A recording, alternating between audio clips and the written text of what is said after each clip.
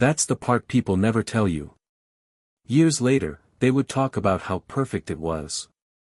How it fit him. How it defined him. But when the script landed on his table, he didn't see opportunity. He saw a trap. It was a small office in Los Angeles. Late afternoon light coming through half-closed blinds. The kind of room where decisions are made quietly, without drama. The producer slid the pages across the desk and waited. Bronson didn't pick them up right away. He already knew what kind of role it was. He'd been offered versions of it before. The tough guy. The silent man. The one who doesn't smile. The one who looks like violence even when he's standing still. He hated those roles. Not because they were beneath him. But because they were too close. The producer finally spoke. This one could change everything for you. Bronson looked down at the script. A man with few lines. A hard face. A past that's never explained. A man defined by what he doesn't say. Hollywood loved that version of him. Bronson didn't. Because he knew where it came from. It wasn't acting technique. It wasn't a clever persona. It was the war. The flights. The things he never talked about. Every time he played a man like this, people praised the realism. They didn't know they were applauding scars. Bronson finally picked up the script and flipped through it slowly. The producer leaned forward. You don't have to like him, he said. You just have to be him. That sentence landed wrong. Bronson closed the script. I don't want to spend the rest of my life playing the same man, he said. The producer sighed. Then you might not spend it working. Silence filled the room. Not angry silence. Not dramatic silence. The kind that lets truth sit in the open. Bronson looked at the producer and said something unexpected. I don't hate the role, he said. I hate why I'm good at it. The producer didn't understand.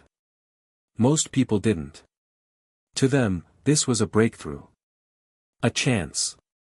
A door opening. To Bronson, it felt like being asked to live inside something he was trying to survive. He stood up. The producer thought the meeting was over. But Bronson paused at the door. If I take this, he said, without turning around. I'm not doing it to be liked. The producer smiled. That's why it'll work. Bronson walked out without answering. He spent the night awake. Not weighing fame. Not imagining success. He was thinking about one question. What happens if the thing you hate most about yourself is the thing the world rewards? Bronson accepted the role 2 days later. Not because he was convinced. Not because he changed his mind. Because silence doesn't pay rent. The contract was standard. Nothing special. No promises. Just work. The first day on set was colder than expected. Not weather-wise. Emotionally. A small soundstage. Flat lighting. Crew members moving quickly, professionally, without curiosity. To them, this was just another day. To Bronson, it felt like stepping into a version of himself he didn't like visiting. The director shook his hand and smiled too much. Glad you're here, he said. You don't have to do much. Just, be yourself. Bronson nodded.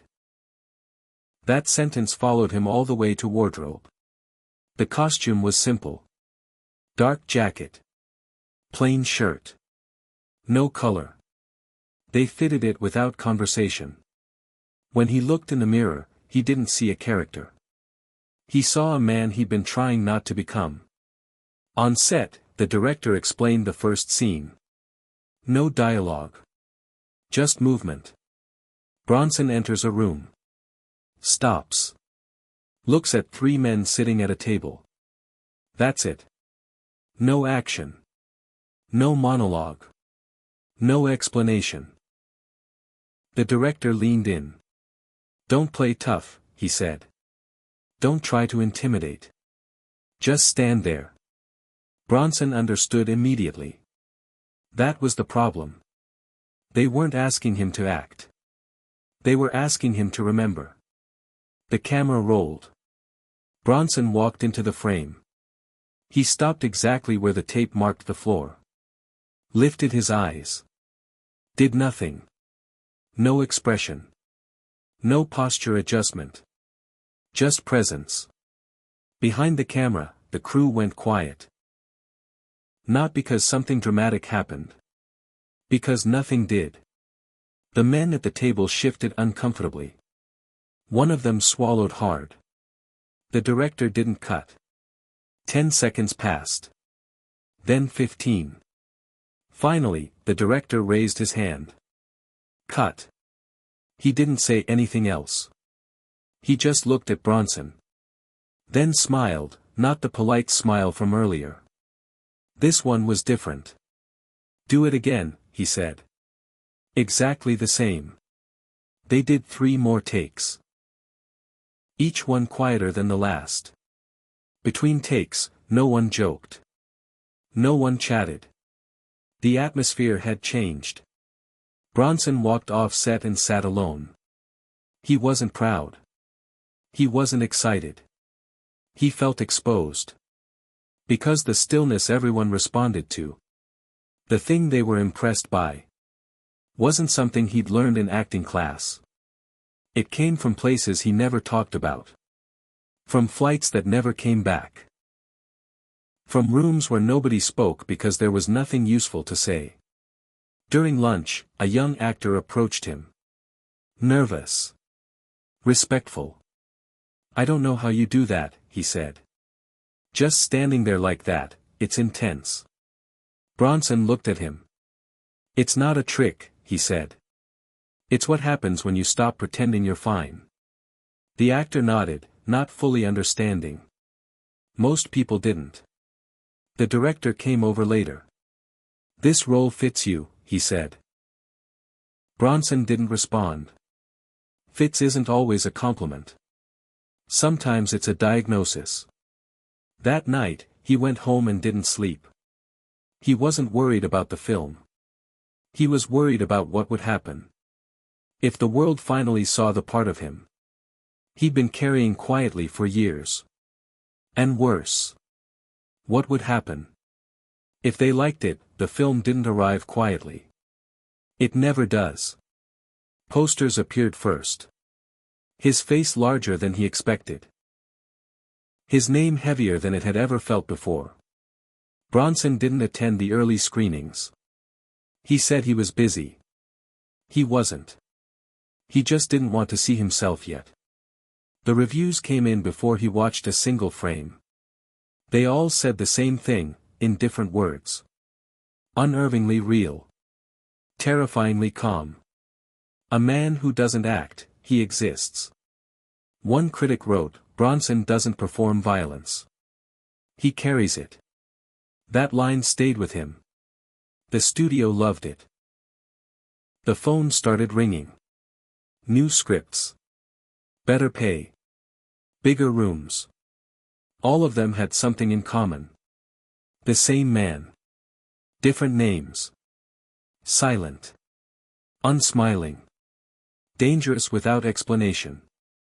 Bronson finally agreed to watch the film alone. A small screening room. Lights low. No audience. When he appeared on screen, he didn't feel proud. He felt distant. Not from the performance. From the man watching it. He recognized the stillness. The pauses. The way the character didn't rush to speak.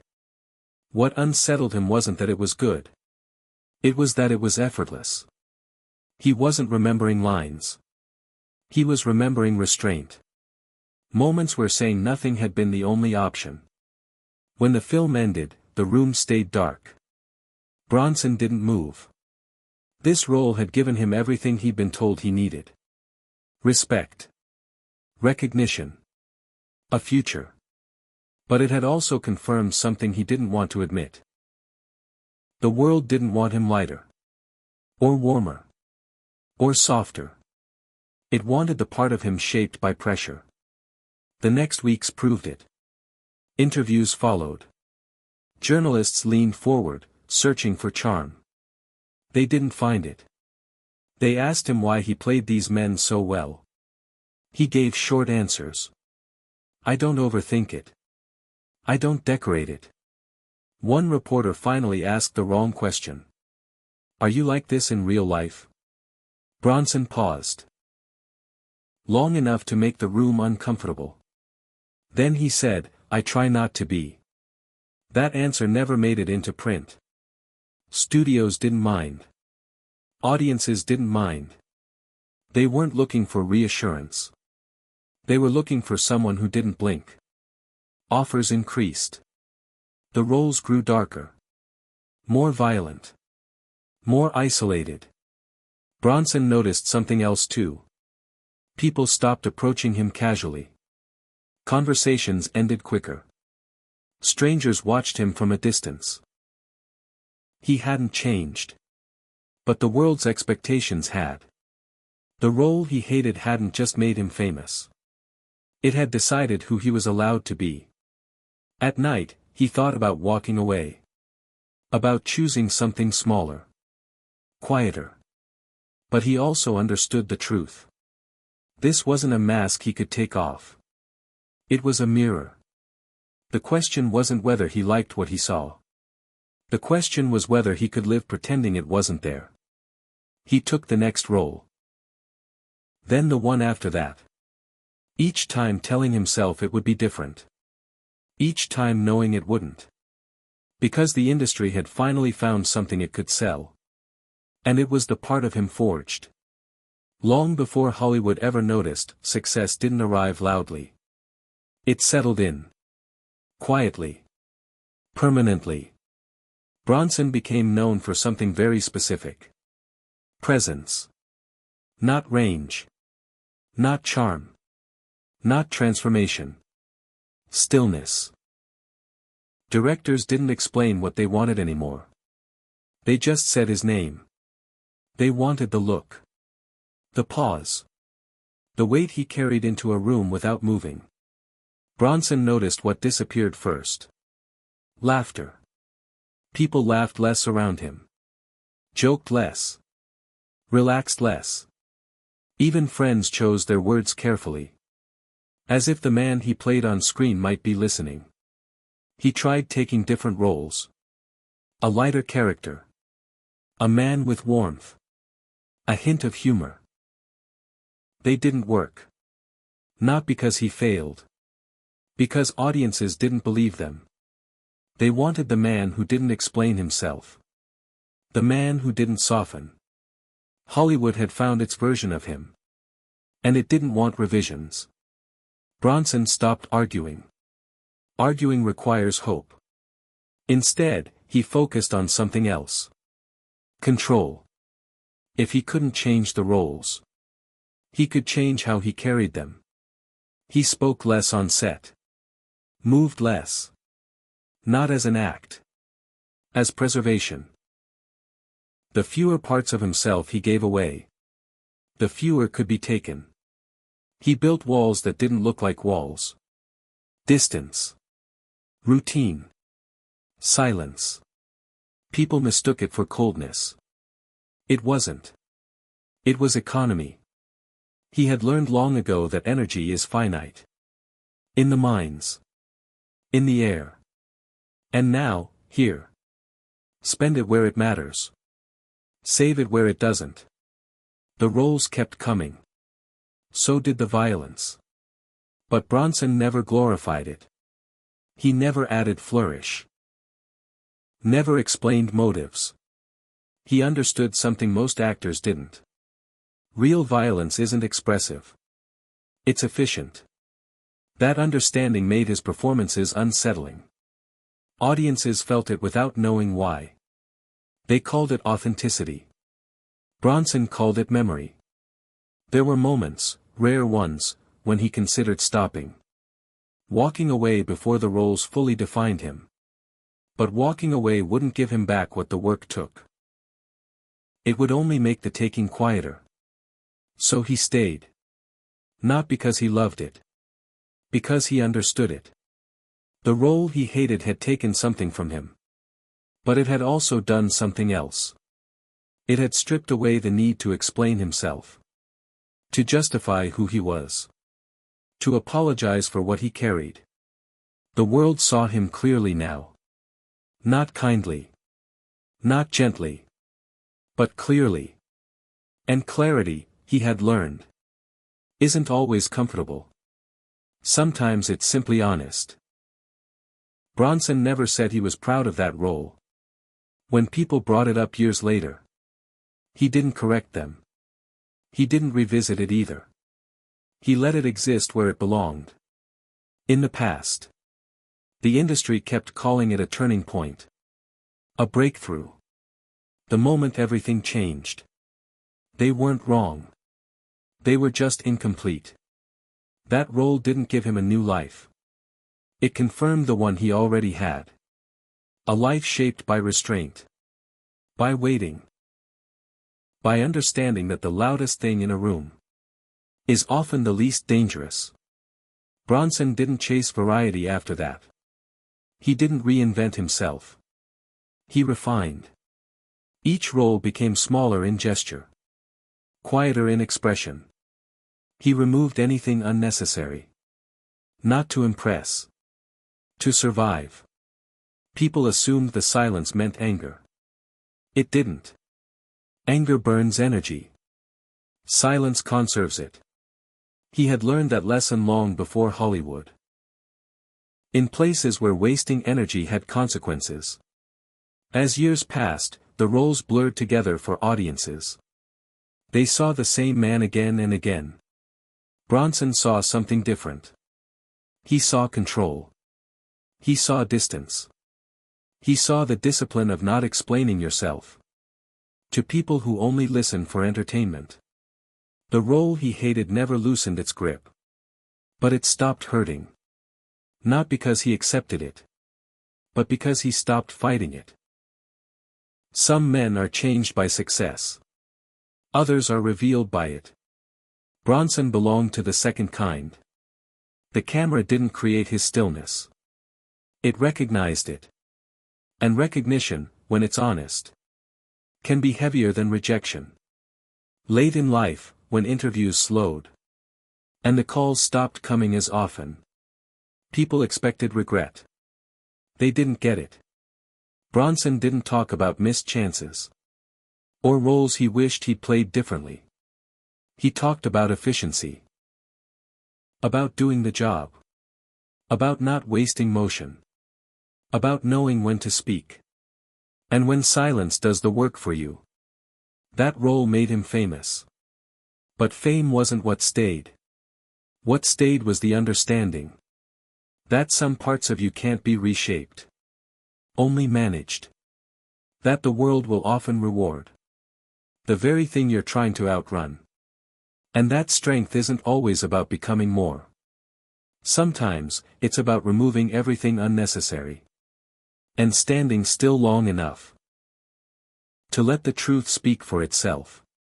Bronson hated that role. Not because it trapped him.